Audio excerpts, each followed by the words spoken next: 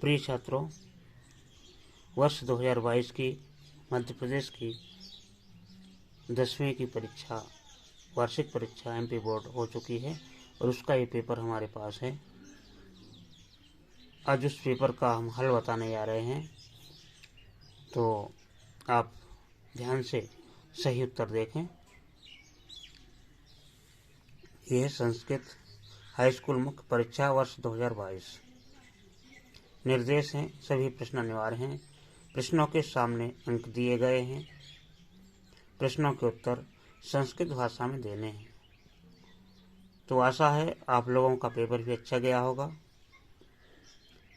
अब सीधा पेपर पर आते हैं। पहला प्रश्न है, रिक्त स्थानानि पूरयत, और इसमें विकल्प ऊपर दिए गए हैं, प्रश्न नीचे है। प्रश्न का है, आदाय इत्यस्य पदे खाली जगह प्रत्यय अस्ति, इसमें से छांटना है। तो आदाय में लेप प्रत्यय होता है। प्रश्न खा, हसितुम इत्यस्य पदे प्रत्यय अस्ति, हसितुम जहाँ तुम आता है वहाँ तुमुन प्रत्यय होता है, तो इसका उत्तर सही है तुमुन। प्रश्न 1 का गा है, गतवान इत्यस्य पदे प्रत्यय अस्ति, तो जब क्रिया में वान लगता है, धातु में जब वान लगता है तो कित्वतु प्रत्यय होता है। प्रश्न घा, अजा इत्यस्मिन् पदे प्रत्यय अस्ति, तो ये टाप प्रत्यय होगा। पुल्लिंग से स्त्रीलिंग बनाने के लिए टाप प्रत्यय लगता है। अज धन टाप बराबर अजा बन गया, तो यहाँ टाप प्रत्यय होगा। विशालः ग्रामः इत्यस्मिन् पदयोः विशेषणमस्ति, विशालः ग्रामः ये विशेषण है, ये विशेषण संज्ञा है, तो विशालः विशेषणम होगा। तो इसका उत्तर यहाँ से रिक्त स्थान विशालः, तो विशालः इसका सही उत्तर है। मधुराणि गीतानि इत्यस्मिन् पदयोः विशेष्यम, इन संज्ञा क्या है? मधुर तो विशेषण हो गया, गीतानि संज्ञा, तो ये गीतानि यहाँ से उठा के गीतानि विशेष शब्द हो गया गीतानि। चतुरः का कहा इत्यस्मिन् पदयोः चतुरः विशेषणमस्ति, तो चतुरः ये विशेषण है। का कहा ये विशेषण संज्ञा हो गई, तो पहले में भर दिया लेप, आदाय में लेप, हस्तुम में तुमुन, गतवान में कित्वतु, अजा में टाप, विशाला ग्रामा में विशाला, मधुराणी गीतानि इसमें विशेष गीतानि, चतुरः का कहा इसमें चतुर विशेषण है। प्रश्न 1 के उत्तर इस तरह से। तो हर प्रश्न का 1 नंबर था। विकल्पीय प्रश्न 1 × 7 नंबर के क्वेश्चन थे। तो आपने अगर ये उत्तर उसमें लिखे होंगे तो आपका पूरे सही होंगे। प्रश्न 2, एक पदेन उत्तरम लिखत। प्रश्न 2 में एक पद में यानी एक शब्द में उत्तर देने थे। पहला है, सलिलम इत्यस्य पदे पर्याय भवति। सलिलम का पर्याय क्या होता है? तो इसका सही उत्तर है नीरम। आम्रम, इसका पर्याय क्या होता है? तो इसका होता है रसाला। दानवाय इत्यस्य विलोम पदम, इसका विलोम पद पूछा था, तो इसका मानवाय होगा। दूषितम इत्यस्य विलोम पदम, अब दूषित का तो इसका सूचि होगा।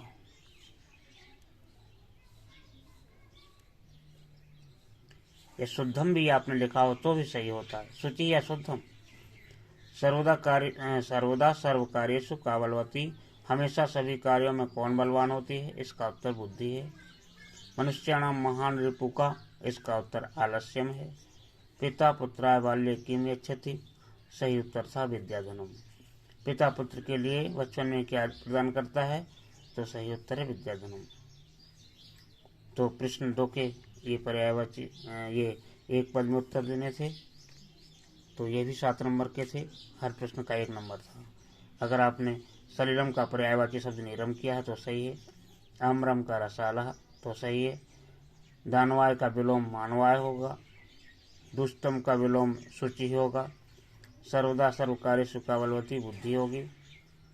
मनुष्याणाम महान रिपु का आलस्यम, ये सही है। पिता पुत्र बाल्य की मिच्छति, उत्तर सही है विद्याधन। तो ये प्रश्न दूसरा था। अब प्रश्न तीसरे पर चलते हैं। उचित विकल्पम चित्वा लिखित, सही विकल्प देखकर लिखिए। प्रश्न का फलानि इत्यस्य पदे वचनमस्ति, आपके फल शब्द के वचनों को याद होना चाहिए। जब हम पढ़ते हैं तो फल के रूप इस तरह से चलते हैं। फलम फले फलानि, फलम एक वचन, फले द्विवचनम, फलानि बहुवचन। तो इसका सही उत्तर है बहुवचनम। गृहात् इत्यस्मिन् पदे विभक्ति आसीत्, गृह के जब रूप पढ़ते हैं तो गृहात् पंचमी विभक्ति में आता है। गृहम गृहे गृहाणि, इस तरह से बाद में रामात की तरह गृहात् आता है, तो सही उत्तर इसका है पंचमी। राज्ञे इत्यस्य पदे का विभक्ति, तो राज्ञे चतुर्थी विभक्ति। जब हम राजा के रूप पढ़ते हैं तो राजा राजानु राजानः, राजानाम राजानु राज्ञा, राज्ञी, तो राज्ञी चतुर्थी विभक्ति में आता है। प्रश्न तीसरे का चौथा पूछा था। बालकम इत्यस्मिन् पदे विभक्ति अस्ति, तो बालक के जब रूप पढ़ते हैं तो बालकः बालकौ बालकः, बालकम बालकौ बालकान। बालकम द्वितीय विभक्ति में आ रहा, तो इसका सही था द्वितीय विभक्ति। तीसरे क्वेश्चन का अंगा प्रश्न था। प्रयत्नः इत्यस्मिन् पदे उपसर्गास्ति, तो उपसर्ग आगे लगाया जाता है, आगे प्रा लगा है, प्राधान्यतनः, तो सही उत्तर होगा प्रा। और तीसरे का चा पराजयते इत्यस्मिन् पदे उपसर्गः अस्ति, तो उपसर्ग आगे लगता है, परा उपसर्ग होगा, तो इसका सही उत्तर है परा। तो 3 नंबर के क्वेश्चन भी एक एक अंक के थे, 6 क्वेश्चन थे, तो इसमें आपको 6 नंबर मिल जाएंगे अगर शुद्ध होंगे। प्रश्न नंबर चौथे में आम और ना आया था, तो अगर आपने सही लिखे होंगे तो आपको अंक मिलेंगे। तो पढ़ते हैं। अशुद्ध वाक्यानाम समक्षम आम, शुद्ध वाक्यानाम समक्षम आम, अशुद्ध वाक्यानाम समक्षम ना। प्रिय छात्रों, इसमें आम या ना ही लिखना है, सत्य या सत्य नहीं लिखना।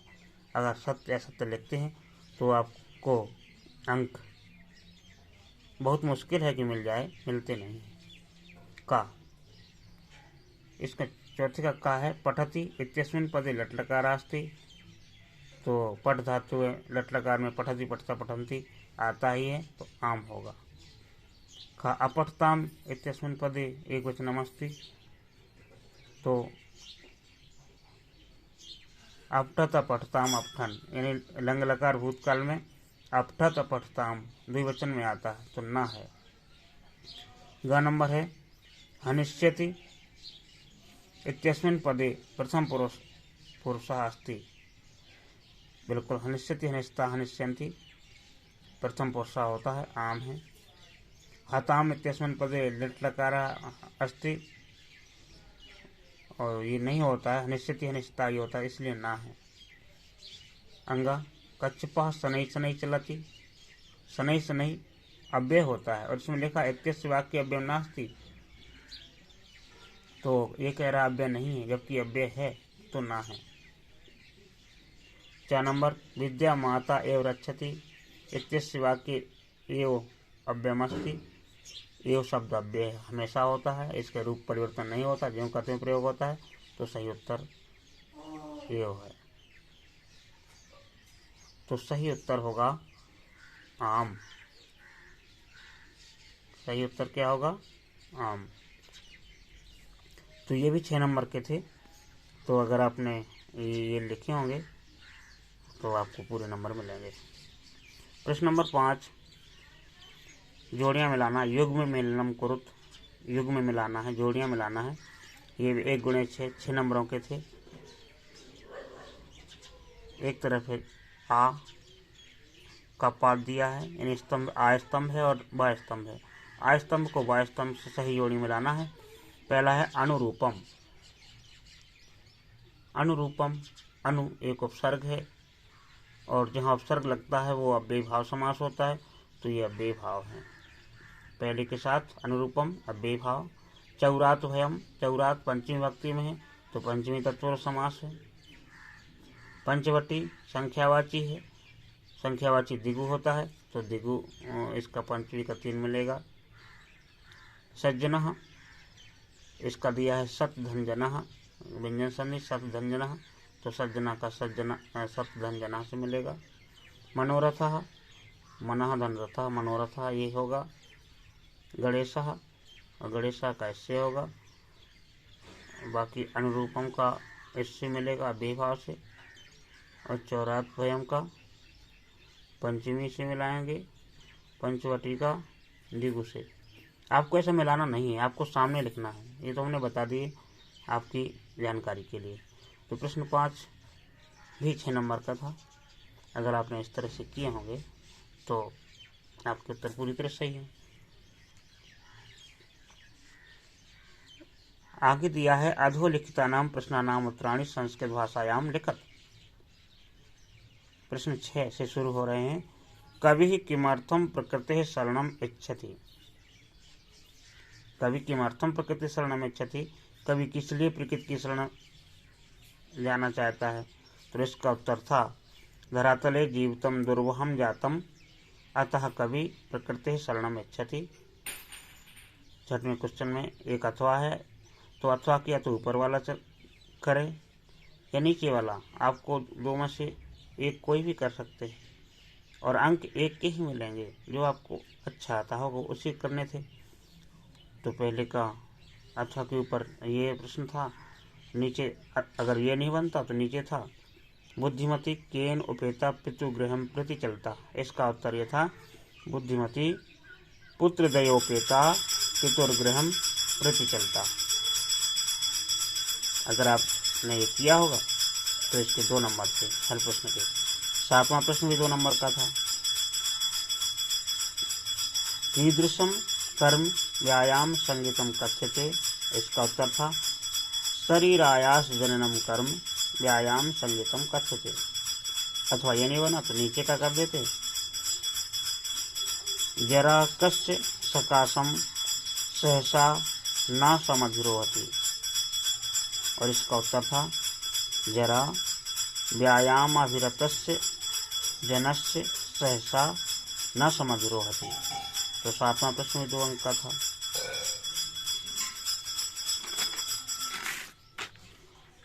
अब प्रश्न 8वां, कृषकः किम करोति इसमें। इसका उत्तर था कृषकः वलिवर्दाभ्याम क्षेत्रकर्षणम करोति इसमें।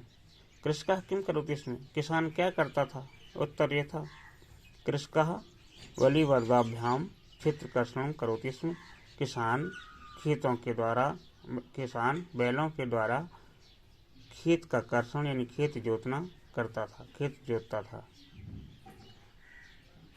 जननी तुल्य वत्सला पाठ का था ये उत्तर। तो कृषकः किम करोति इसमें कृषकः वलिवर्दाभ्याम क्षेत्रकर्षणम करोति इसमें। अथवा ये नहीं बनता था तो नीचे वाला माता सुरभि किमर्थम अश्रूणि मुंचति इसमें। माता सुरभि किस लिए आंसुओं को छोड़ती थी, किस लिए आंसू गिरा रही थी।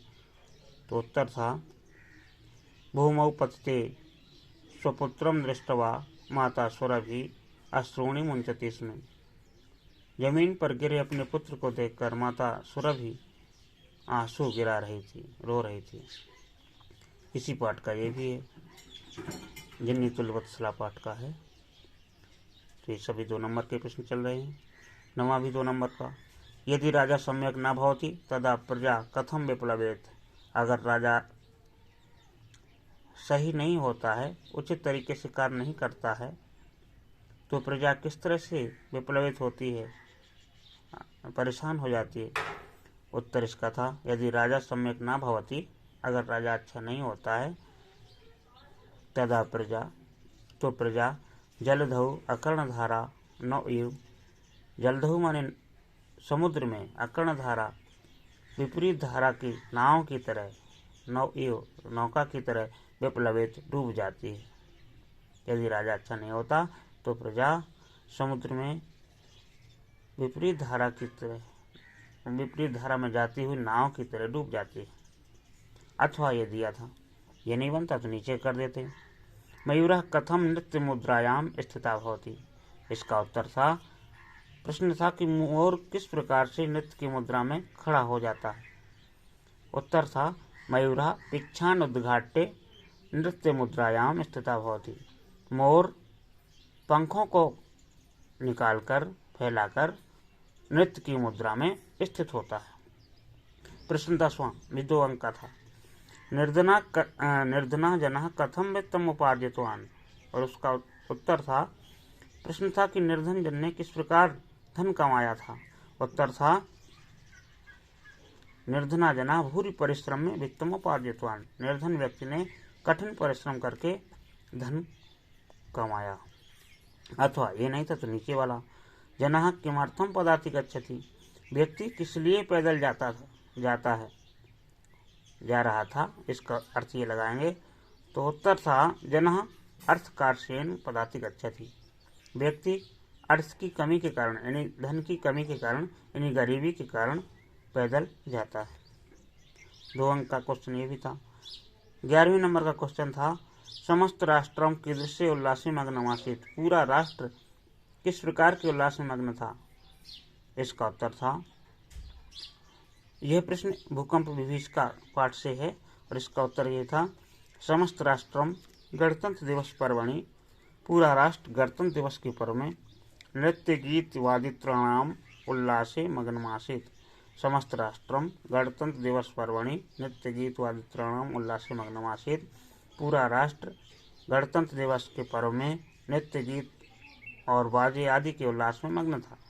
अथवा ये नहीं आता था तो नीचे कर देते। भूकंपस्य केंद्र बिंदु कहा जनपद आसीत्। जनपद पूछा है तो जनपद ही बताना है। तो भूकंपस्य केंद्र बिंदु कच्छ जनपद आसीत्। कच्छ जनपद। ये भी 2 अंक का था 11वां क्वेश्चन। 12वां प्रश्न, इसमें वाक्य परिवर्तन करना था। वाक्यों को मैं परिवर्तन करना था। किस तरह से बनते हैं? 3 तरह से वाक्य बनते हैं, कर्तवाच्य, कर्मवाच्य और भाववाच्य। तो कोई 2 क्वेश्चन करने थे आपको। हर प्रश्न 1 नंबर का था और 2 कर देते 2 नंबर का हो जाते।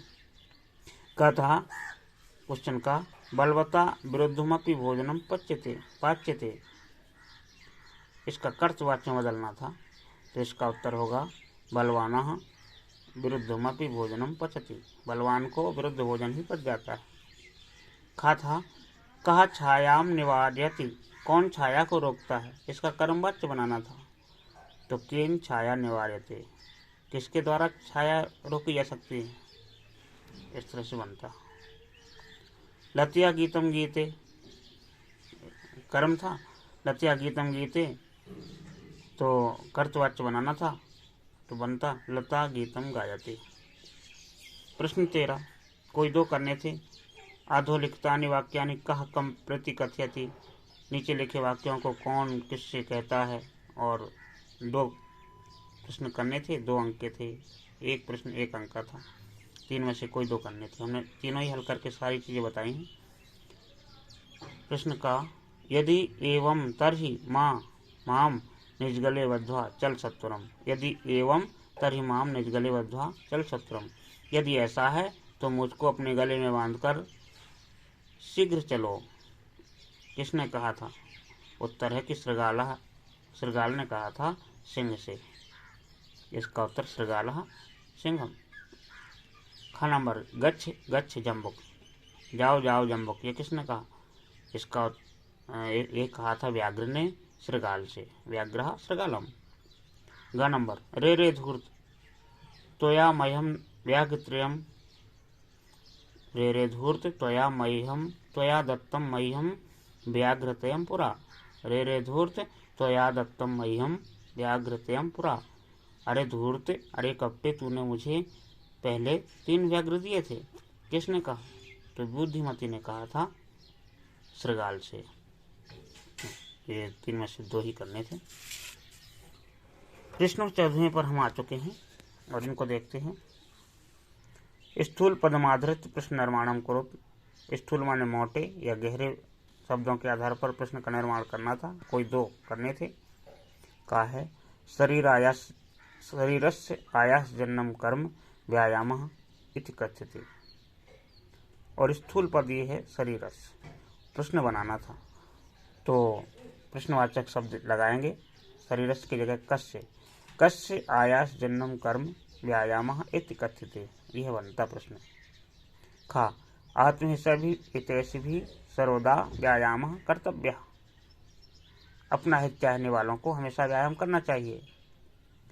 और इसका प्रश्न बनता आत्महितैषी भी ये स्थूल पद है, तो इसका उत्तर यह होता कई, किन के द्वारा, सर्वदा व्यायाम कर्तव्य। केवल यहाँ परिवर्तन आत्महितैषी भी की जगह कई हो जाता। बाकी जिम कहते हो वाक्य चलता है। गा है गात्राणाम सुविभक्तिता व्यायामेन संभवती। स्थूल पद है गात्राणाम, नीचे रेखा खींची है, तो यहाँ के शाम शरीरों की अंगों की सुंदरता व्यायाम से संभव होती है। उत्तर के शाम सुविभक्ता व्यायामेन संभवती, ये प्रश्न बन जाता। तो इस तरह से तीनों प्रश्न बनते छात्रों। अब आते हैं प्रश्न 15 पर। अधोलिखितेषु अशुद्ध कारक वाक्यानाम शुद्धिकरणीय। नीचे लिखे अशुद्ध कारक के वाक्यों को शुद्ध करें, और कोई 2 करने थे। हमने 4 करके बताए हैं, लेकिन आपको 2 ही करने थे और 2 ही के अंक मिलेंगे। का वृक्षस्य पत्राणि पतति, तो पत्ते गिरते हैं वृक्ष के, तो जो कोई चीज़ अलग होती है तो उससे अपादान कारक में रखा जाता है, तो वृक्षस्य की जगह वृक्षात हो जाएगा। वृक्षात पत्राणि पतन्ति। सीतारामस्य सह वनम गच्छति, और सह के योग में तृतीया होती है अप्रधाने। प्रधान सीता है, यानी मुख्य बात सीता की हो रही है, तो राम अप्रधान है, अप्रधाने तृतीया, तो रामस्य को तृतीया विभक्ति में रखेंगे, तो बनेगा सीता रामेण सह वनम गच्छति। माता बालकम दुग्धम ददाति। ददाति के योग में जिसको दिया जाता है उसमें चतुर्थी विभक्ति होती है। किसको दिया जा रहा है? बालक को, तो बालक में चतुर्थी हो जाएगी। उत्तर होगा माता बालकाय दुग्धम ददाति। घ नंबर शिवम नमः। नमः के योग में चतुर्थी, नमः स्वस्ति स्वाहा सुधा अलम सट योगाच, इसलिए नमः के योग में चतुर्थी, तो शिवम की जगह शिवाय। उत्तर होगा शिवाय नमः।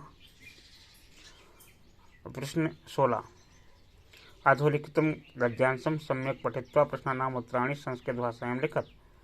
इस गद्यांश को अच्छी तरह पढ़कर प्रश्नों के उत्तर संस्कृत भाषा में लिखो। गद्यांश था वनस्य दृश्यम समीपे एवेका नदी वहति, एका सिंहः सुखेन विश्राम्यति, तदैव एकः वानरः आगत्य तस्य पुच्छं धुनाति, क्रुद्धः सिंहः तं प्रहर्तुमिच्छति, परं वानरस्तु क्रुद्ध्वा वृक्षमारूढः, तदैव वनस्यात् वृक्षात् अपरः वानरः सिंहस्य कर्णमाकृष्य पुनः वृक्षोपरि आरोहति, एवमेव वानरः वारंवारं सिंहं तुदन्ति। यह दिया है, तो इस पाठ से था, इसमें नीचे प्रश्न दिए हैं, इसी से उत्तर छांटते हैं। गद्यांश का अर्थ यह था कि वन के दृश्य के पास एक नदी बहती है, एक शेर सुख से विश्राम करता है, तभी एक वानर आकर उसकी पूंछ को पटकता है। क्रोधित सिंह उसको प्रहार करने की इच्छा करता है, लेकिन वानर कूद कर वृक्ष पर चढ़ जाता है। इसी प्रकार दूसरे वृक्ष से दूसरा वानर शेर के कान में आकर कुछ कहकर फिर से वृक्ष के ऊपर चढ़ जाता है। इस प्रकार वानर लोग, जो वानर थे, बार बार सिंह को परेशान करते हैं। तो वनस्य दृश्यम समीप का वहति, वन के दृश्य के समीप का बहती है, तो यही उत्तर था वनस्य दृश्यम समीपे एव एका नदी वहति, तो उत्तर हो जाएगा वनस्य दृश्यम समीपे एका नदी वहति। तो और जो समझदार बच्चे हैं वो का की जगह नदी हो जाएगा। पूछ रहे हैं का बहती है, तो नदी बहती। कहा सुखेन विश्राम्यति, कौन सुख से विश्राम करता है, यहाँ है एकः सिंहः सुखेन विश्राम्यति, तो यही लिखना है सिंहः सुखेन विश्राम्यति। अगला है कः सिंहस्य पुच्छम धुनाति। अब धुनाति कौन है, ये है एकः वानरः आगत्य तस्य पुच्छम धुनाति, तो वानरः सिंहस्य पुच्छम धुनाति। अगर ऊपर गद्यांश नहीं बनता तो नीचे का अथवा इसलिए लगा है कि दो में से एक ही करें, तो फिर ये वाला पढ़ते गद्यांश। कश्चन निर्धनो जना भूरि परिश्रम किंचित वित्तमुपार्जितवान् तेन वित्तेन सुपुत्रम एकस्मिन् महाविद्यालये प्रवेशं दापयितुं सफलो जातः तत्तनयः तत्रैव छात्रावासे निवसन् अध्ययने संलग्नः सम्भूत एकदा पिता तनूजस्य रुग्णतामाकर्ण्य व्याकुलो जाता पुत्रं दृष्टुं च प्रस्थितः। कोई गरीब व्यक्ति ने कठिन परिश्रम से कुछ धन उपार्जित किया, कमाया। उस वित्त से, उस पैसे से अपने पुत्र को एक महाविद्यालय में प्रवेश दिलाने में सफल हो गया। उसका पुत्र उसी छात्रावास में रहकर अध्ययन में लग गया। एक बार उस पिता ने पुत्र की बीमारी को सुनकर व्याकुल हुआ और पुत्र को देखने के लिए प्रस्थान कर दिया। यह गद्यांश था, इसी से उत्तर साधने थे। तो पहला प्रश्न था निर्धना जना कथम वित्तम उपार्जितवान्, और यही दिया है कश्चन निर्धनो जना भूरि परिश्रम किंचित वित्तम उपार्जितवान्। उत्तर लिखना था निर्धना जना भूरि परिश्रम वित्तम उपार्जितवान्। दूसरा था वित्तेन आर्जितम सुपुत्रम कुत्र प्रवेशम दापयितुं सफलो जाता, ये दिया है तेन वित्तेन सुपुत्रम एकस्मिन् महाविद्यालये प्रवेशं दापयितुं सफलो जाता, तो वित्तेन आर्जितं सुपुत्रम एकस्मिन् महाविद्यालये प्रवेशं दापयितुं सफलो जाता। तीसरा तत्तन्यः कुत्र निवसन् अध्ययने संलग्नः सम्भूत, उसका पुत्र कहाँ रहकर अध्ययन में लग गया, तो यहाँ है तत्तन्यः तत्रैव छात्रावासे निवसन् अध्ययने संलग्नः सम्भूत, तो यही है तत्तन्यः छात्रावासे निवसन् अध्ययने संलग्नः सम्भूत।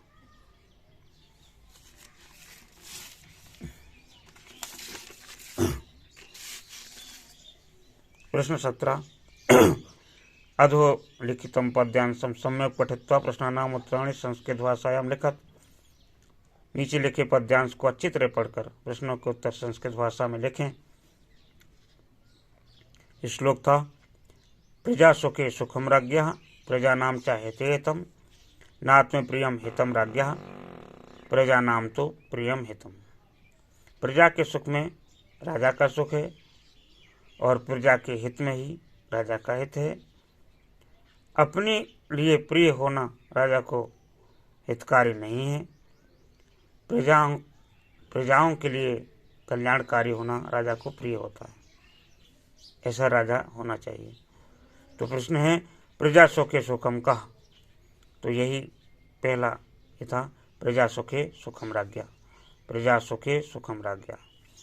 कहा प्रजानाम चाहते हितम, प्रजानाम चाहते हितम, उत्तर है राज्ञा, राज्ञा प्रजानाम चाहते हितम। किसका प्रजा के हित में हित है, तो राज्ञा, राज्ञा प्रजानाम चाहते हितम।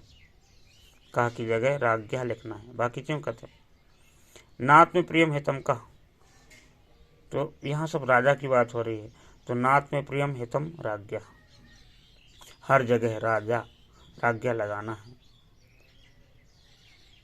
यहाँ भी कहा मैं राज्ञा, यहाँ भी कहा मैं राज्ञा और यहाँ भी कहा मैं राज्ञा, सारी बात राजा के लिए हो रही हैं।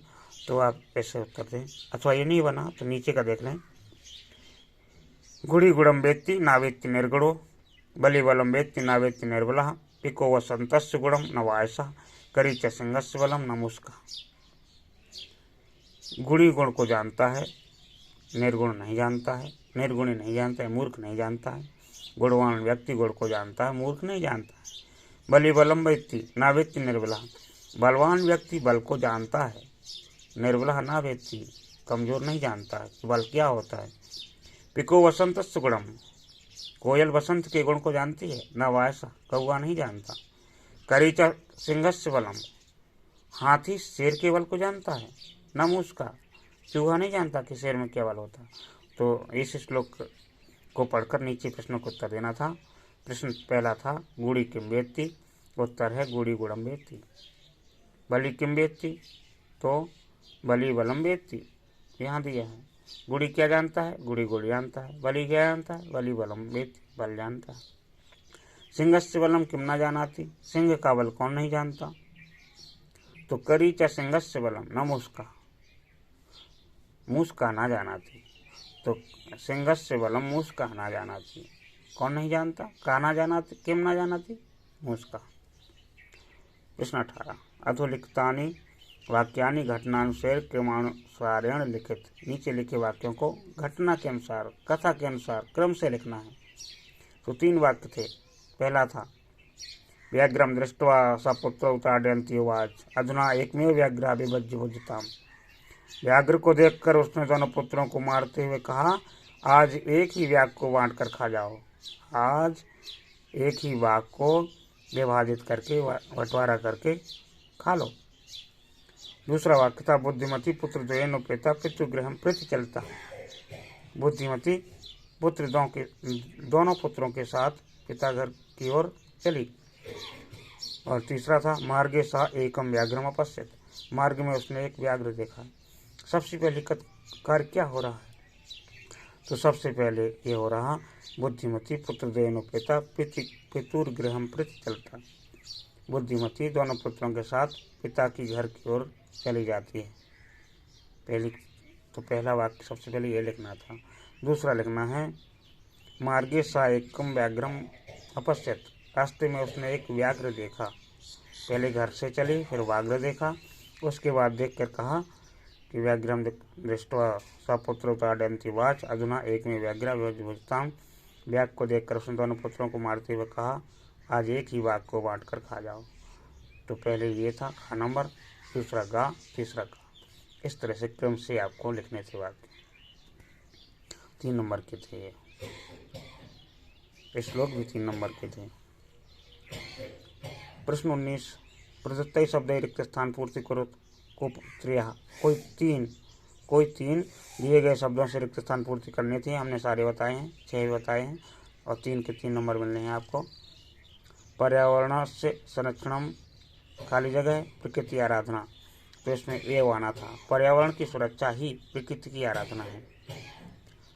दूसरा व्यायामेन सदृशम किंचित स्थौल्यापकर्षण नास्ति, व्यायाम के समान कोई मोटापे को कम करने वाला साधन नहीं है, तो इसमें सदृशम लगना था।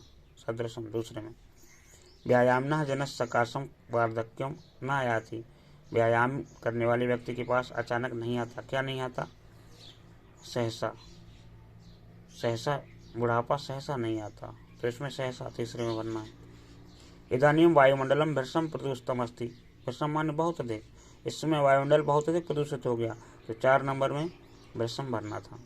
5वें में प्राकृतिक वातावरणे क्षरणम संचलनम अपि लाभदायकम अस्ति, प्राकृतिक वातावरण में क्षण भर भी घूमना लाभदायक होता है, यहाँ अपि भरना था। तो 5वें क्वेश्चन में भरना था अपि। 6वां भूकंपित समय वही गमन में उचितम भवति, भूकंप के समय बाहर जाना ही उचित होता है, इसमें वही भरना था। तो 3 करने थे। अगर 3 आपने किए होंगे, पहले में एवं, दूसरे में सदृशम, तीसरे में सहसा, चौथे में भृशम, 5वें में अपि, 6वें में वही। इनमें से कोई 3 सही किए होंगे तो 3 अंक आपको मिलेंगे। प्रश्न 20 प्रश्न पत्रे समागतानि श्लोकान् विहाय स्वपाठ्यपुस्तकस्य सुभाषितद्वयं लिखत। आपको कक्षा 10वीं के कोई भी 2 सुभाषितानि श्लोक लिखने थे और 2 आप अगर सही लिखेंगे तो 4 अंकों के हैं। प्रश्न 21 में स्वप्राचार्य कृते अवकाशार्थम एकम प्रार्थना पत्रम संस्कृत भाषायां लिखत। अपने प्राचार्य के लिए एक प्रार्थना पत्र संस्कृत भाषा में लिखिए। अगर ये नहीं आता था तो ये अथवा में ये नीचे दिया है। शुभ्रातु जन्मदिवसस्य कृते मित्राय आमंत्रण पत्रम संस्कृत लिखत। अपने भाई के जन्मदिवस की अपने मित्र के लिए आमंत्रण पत्र लिखना है, तो मित्र को आमंत्रण पत्र लिखना था। 4 नंबर का ये था। प्रश्न 22 अधोलिखितम अपठितम गद्यांशम पठित्वा प्रश्नानामत्राणि संस्कृते लिखत। नीचे लिखे अपठित गद्यांश को पढ़कर प्रश्नों के उत्तर संस्कृत में लिखने थे, तो 4 अंकों का है। 4 प्रश्न दिए हैं। शरीरम धर्मस्य प्रथम साधनम, शरीर माध्यम खलु धर्म साधनम, शरीर धर्म का पहला साधन है। शरीर आदि, निश्चित रूप से आदि धर्म का साधन है, सबसे पहला धर्म का साधन, इसका अर्थ यही है। शरीरस्य आरोग्यम व्यायामेन सिद्ध्यति, शरीर की निरोगिता व्यायाम से शुद्ध होती है। या व्यायाम करोति तस्य प्राण शक्ति आपदा स्वमेव दूरम गच्छन्ति, जो व्यायाम करता है उसकी वायु की समस्याएं, वायु संबंधी समस्याएं, वायु विकार स्वयं ही दूर हो जाते हैं। व्यायामेन शरीरे शुद्ध रक्त संचार भवति, व्यायाम से शरीर में शुद्ध रक्त का संचार होता है। इंद्रियाणि स्वस्थानि स्वस्थानि च भवन्ति, सुस्त जो इंद्रिय होती हैं वो स्वस्थ हो जाती हैं। जठराग्नि दीप्ति भवति, और भूख बढ़ जाती है। जठराग्नि यानी भूख की बढ़ जाना। परिवृद्धम उदरम संकोचम गच्छति, बढ़ा हुआ पेट यानी मोटा पेट, बढ़ा हुआ पेट संकोचम छोटा हो जाता है, यानी पेट जो तोंद निकल आती है वो भी कम हो जाती है। मस्तिष्कम उर्वर भवति, और हमारा दिमाग उपजाऊ हो जाता है, दिमाग में अच्छी बुद्धि बढ़ जाती है। अस्मिन लोके जनई वय अनुसार को अपनी व्यायाम अवश्य करणीयम, इस संसार में व्यक्तियों को वयो अनुसारम, अवस्था के अनुसार कोई भी व्यायाम अवश्य करना चाहिए। अगर छोटा है तो उस हिसाब से, जवान है तो अपने हिसाब से व्यायाम, वृद्ध है तो उसके हिसाब से व्यायाम। विद्यार्थी जीवन में तो व्यायाम से विशेष महत्व अस्ति, विद्यार्थी जीवन में तो व्यायाम का विशेष महत्व है। व्यायामेन अपि विद्यार्थिना भविष्य निर्माण भवति, व्यायाम से भी विद्यार्थियों के भविष्य का निर्माण होता है। अब प्रश्न है, अस्य अनुच्छेदस्य कृते समुचितम शीर्षकम लिखत, इस अनुच्छेद के लिए जो अनुच्छेद पूरा दिया है शीर्षक क्या होगा? तो सारी बात व्यायाम पर थी, तो उसका शीर्षक होगा व्यायाम। शरीरम कस्य प्रथमम साधनम, शरीरम धर्मस्य प्रथमम साधनम, उत्तर है शरीर धर्म का पहला साधन। मस्तिष्कम किम भवति, बताया गया है यही कि मस्तिष्क उर्वर होता है, मस्तिष्कम उर्वरम भवति, उत्तर यही लिख दिया, मस्तिष्कम उर्वर भवति। कानि स्वस्थानि स्वस्थानि भवन्ति, कौन सुस्त चीज़ें स्वस्थ हो जाती हैं? उत्तर यही दिया था, इंद्रियाणि स्वस्थानि स्वस्थानि च भवन्ति, सुस्त इंद्रियां यानी कमजोर इंद्रियां, शिथिल इंद्रियां स्वस्थ हो जाती हैं। प्रश्न 23 में 4 अंकों का है, 4 अंक का निबंध है। अधोलिखितेषु विषयेषु एकम विषयं स्वीकृत्य सत्शब्देषु संस्कृत भाषा में निबंधन लिखत, नीचे लिखे विषयों में एक विषय पर आधारित संस्कृत भाषा में 100 शब्दों में निबंध लिखना है। पहला है संस्कृत भाषाया महत्वम, दूसरा छात्र जीवनम, तीसरा महाकवि कालिदासः, चौथा पर्यावरणम। इसमें से जिस विषय पर आपको अच्छा निबंध आता है वो आपको लिखना था। प्रिय छात्रों, अगर आपने इस तरह से पेपर हल किया होगा तो आपके अवश्य बहुत अच्छे अंक आएंगे। और इसी के साथ हमारा वीडियो समाप्त होता है। अगर आपको वीडियो अच्छा लगा हो तो लाइक करें, कमेंट करें और चैनल को सब्सक्राइब भी करें। धन्यवाद।